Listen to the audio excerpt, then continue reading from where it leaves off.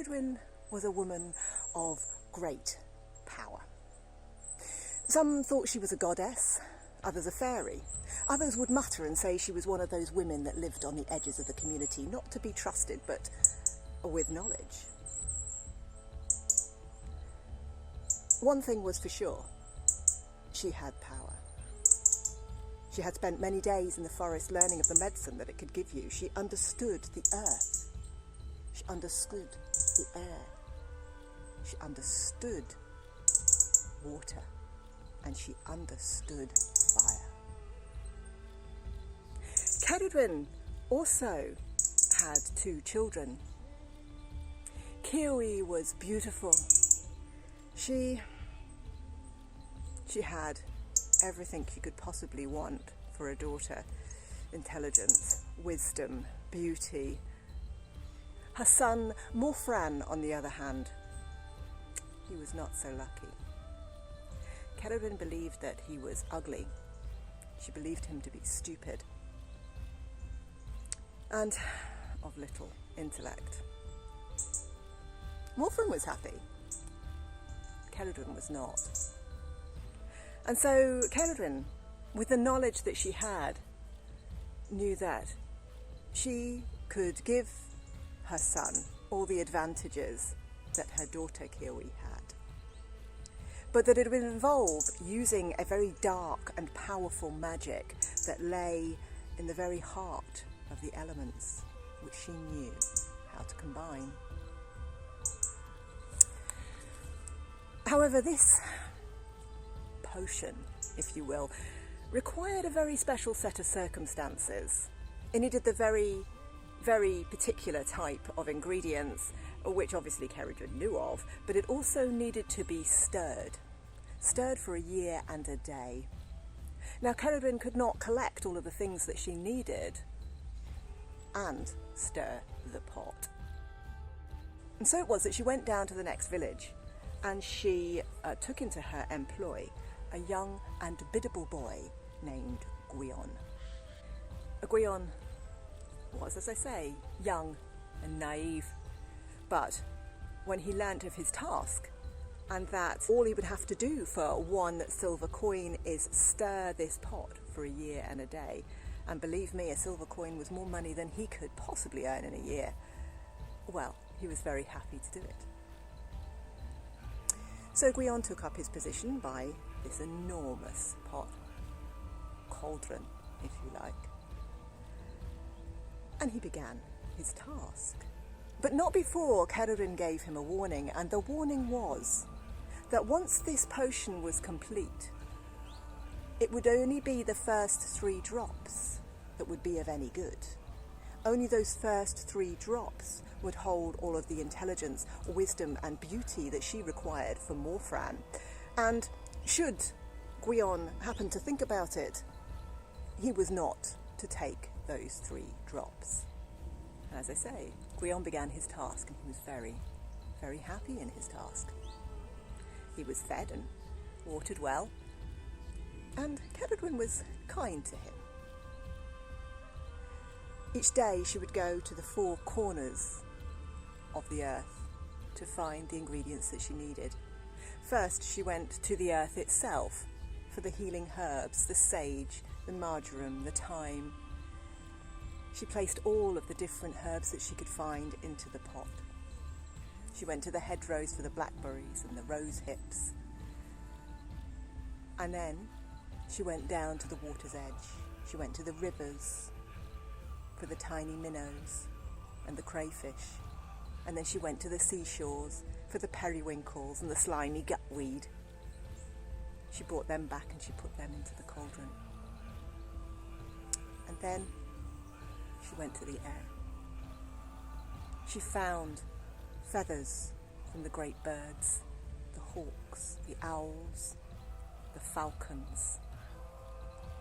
And then she went to the birds which perhaps you and I may not think are so great, but they do offer wisdom. The gently cooing pigeon, the churring long-tailed tit, and the great tit with its many songs. She put all of these feathers into the cauldron, and Gwion continued to stir. Of course, she did not go for fire, because fire was beneath the cauldron. She did, however, have one other ingredient. Only Cerridwen knew what this was, so I am afraid, listener, I do not know what it was, but it required Cerridwen to travel many, many miles. It was almost a year and a day. On that last day, she was heading back with that last bit of the spell, that bit that she felt was so vital in getting this spell right for Morfran. Gwion could feel in every bone that his task was almost complete. He was so excited he was stirring that cauldron. He knew if he did a good job, he would get that silver coin. And as he was stirring and thinking about what he would spend that money on, 3 drops splashed out of the cauldron and down onto his thumb. Gwion, not fully concentrating on his task, stuck his thumb in his mouth. As the magic rushed through his veins and right down into his feet and his toes, he realised what he had done. He could feel all of that intelligence and wisdom and beauty that was meant for Cerridwen's Morfran. He could feel it going through every single sinew, and he knew that Cerridwen would also feel it too. She did. And Gwion could see in the distance that there was now great grey clouds raising up above the forest. A thunderstorm was coming his way, and he could hear the thundering feet of Cerridwen as she ran towards him. Somehow, something within him knew that he must change. He shapeshifted into a hare and began to run across the fields. Cerridwen, she knew what had happened. She knew that Gwion had taken that potion and she was not going to let him go. And so she changed herself into a greyhound and she followed him, chasing, snapping at his heels.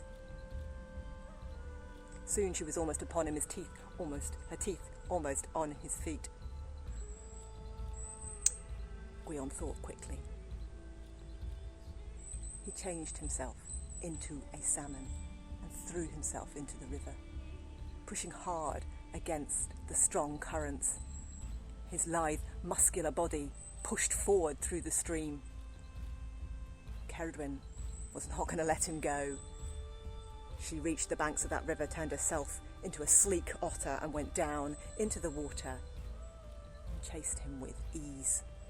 Again, her teeth almost upon his tail, when Gwion leapt up out of the water and up into the sky and turned himself into a tiny wren. Well, this was no match for Cerridwen. She turned herself into a hawk and followed him fast. For every wing beat that she made, there were 5 of Gwion's. He was never going to escape. And he knew this. So when he saw a field of wheat, he turned himself into a grain and dropped to the ground. Cerridwen, I told you she was powerful. She was never without a plan.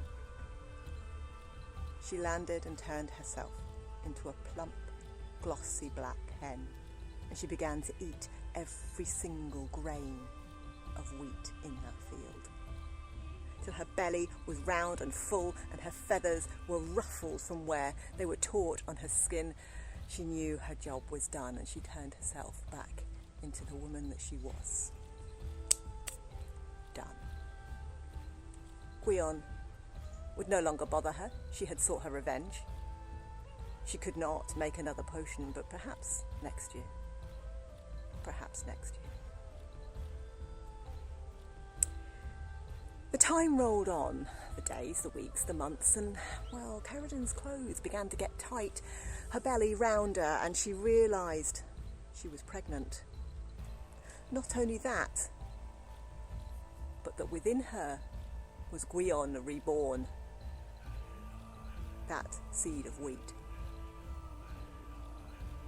She was still so angry at what had happened, that this boy had robbed her boy of the magic that she had intended for him.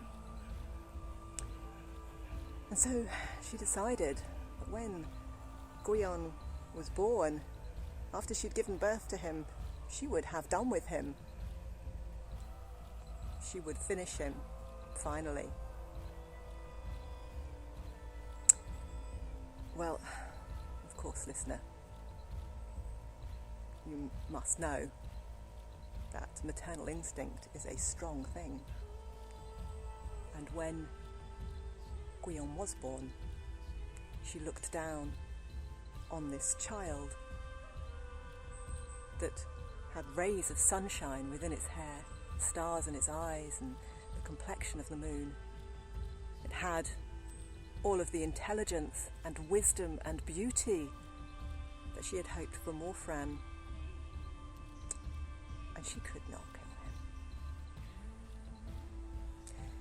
And so she wove a basket out of willow, and she placed the baby Gwion within it, and she pushed him out onto the river.